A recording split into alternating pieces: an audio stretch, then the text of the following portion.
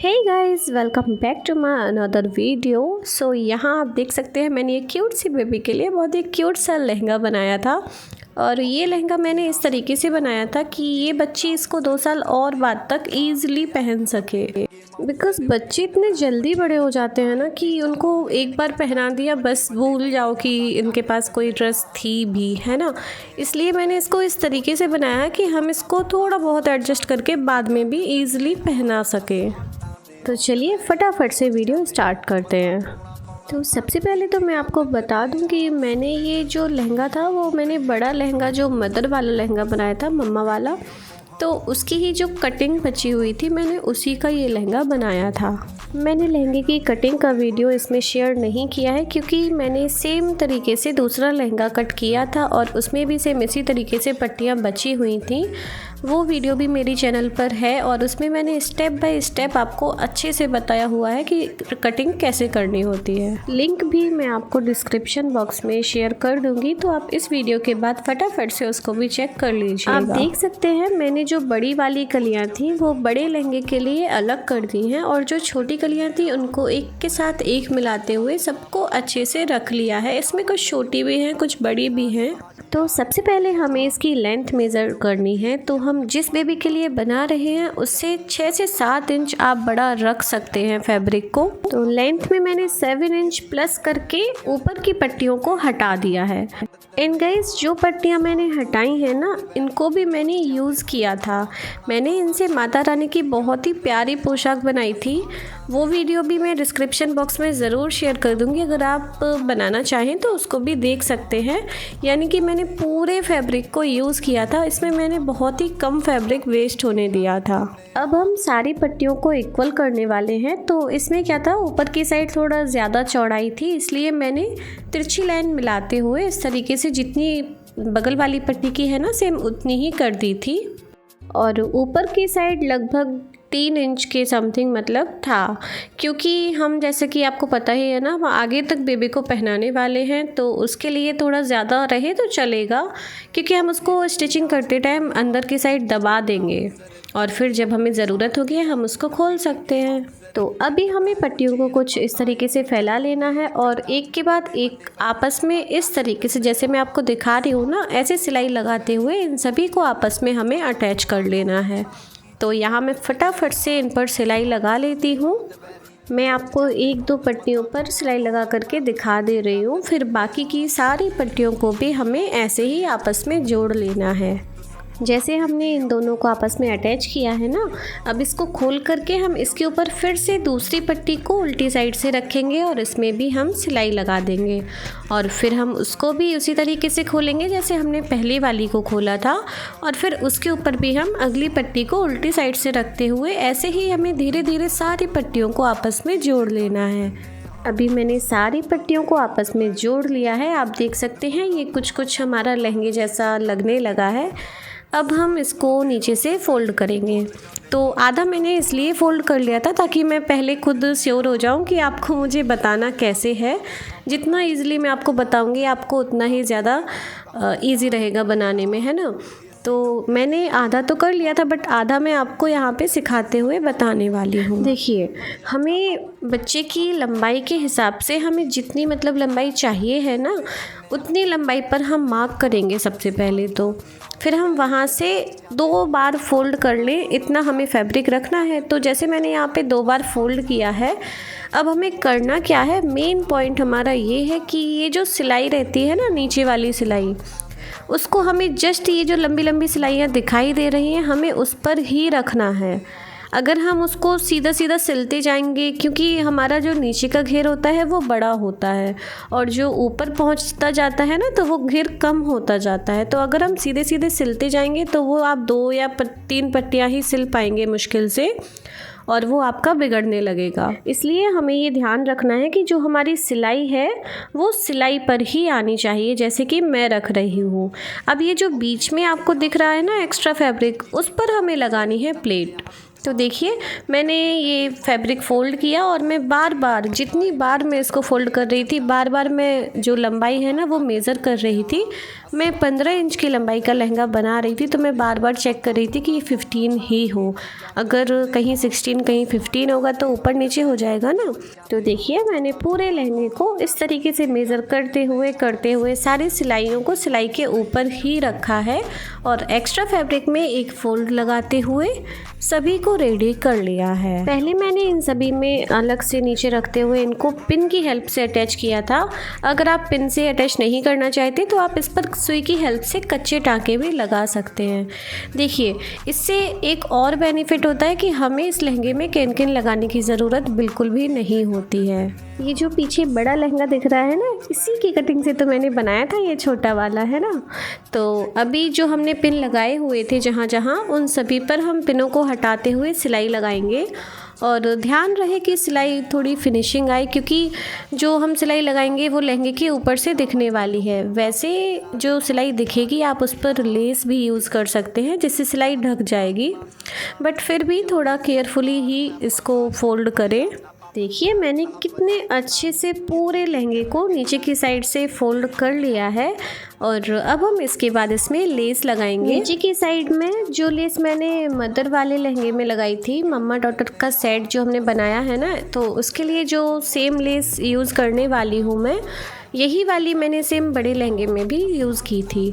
तो नीचे की साइड में बड़ी लेस यूज़ कर रही हूँ। इसको भी हाँ एक चीज़ इसमें भी हमें ध्यान देनी है। ये जो मैं प्लेट्स बना रही हूँ ये क्यों बना रही हूँ, क्योंकि जैसा कि मैंने आपको बताया नीचे की साइड घेर थोड़ा सा ज़्यादा होता है और जैसे जैसे वो ऊपर आता है तो वो कम हो जाता है। तो अगर हम सीधी पट्टी कोई सी भी सिलेंगे तो वो नहीं सिल पाएगी। ऐसे जितने भी लहंगे होते हैं उनमें हमें लेस कुछ इसी तरीके से लगानी पड़ती है। तो छोटी छोटी सी बीच बीच में हमें प्लेट्स देते जाना है और फिर पूरी पट्टी को सिलते हुए कंप्लीट कर लेना है। पट्टी मतलब लेस, है ना।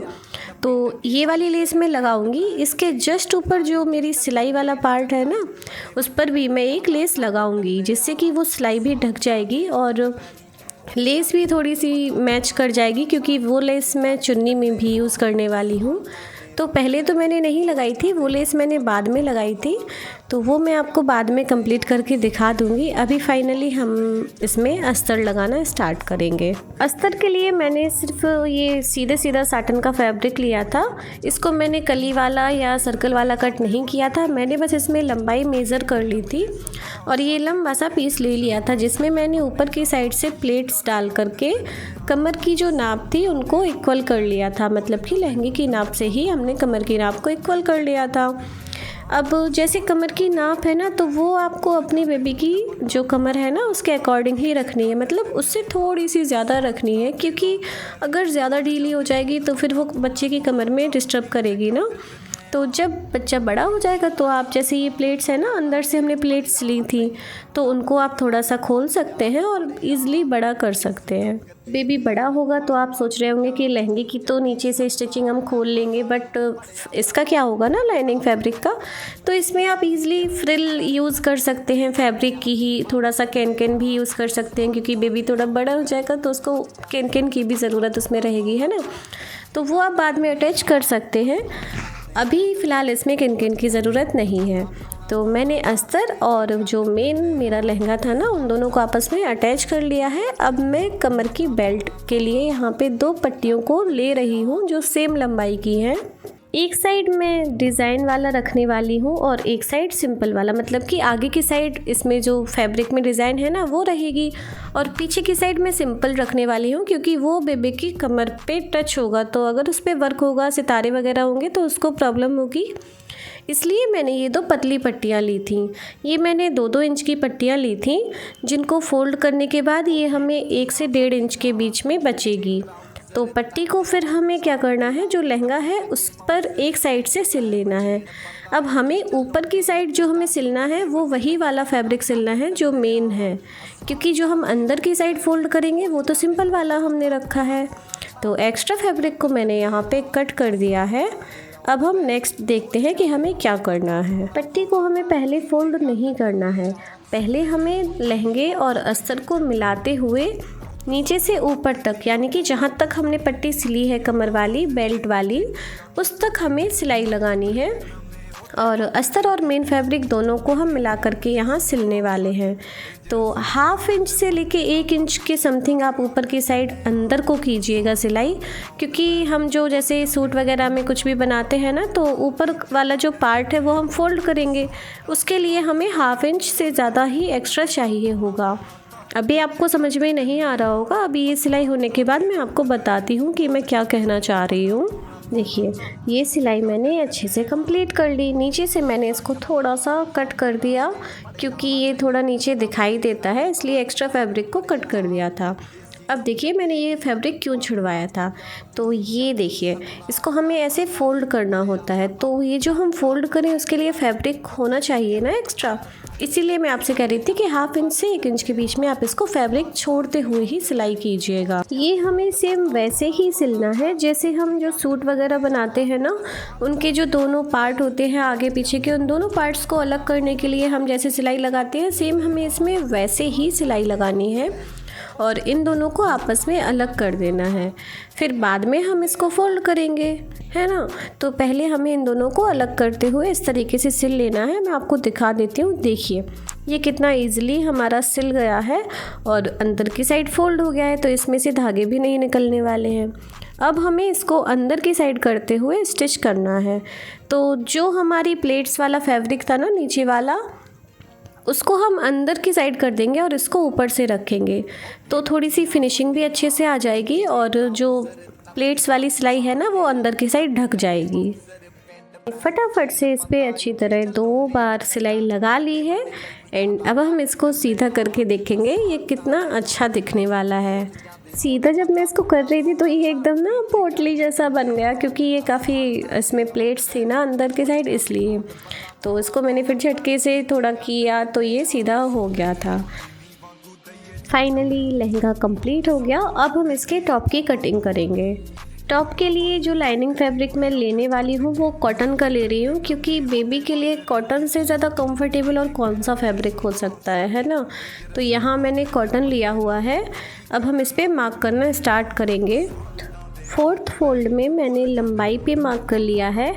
अब जो हम बंद वाली साइड से लंबाई ले रहे हैं वो आप सभी को अपने अकॉर्डिंग ही लेनी होगी, कि आपके बच्चे की जो नाप है ना आपको उसी अकॉर्डिंग लेनी होगी।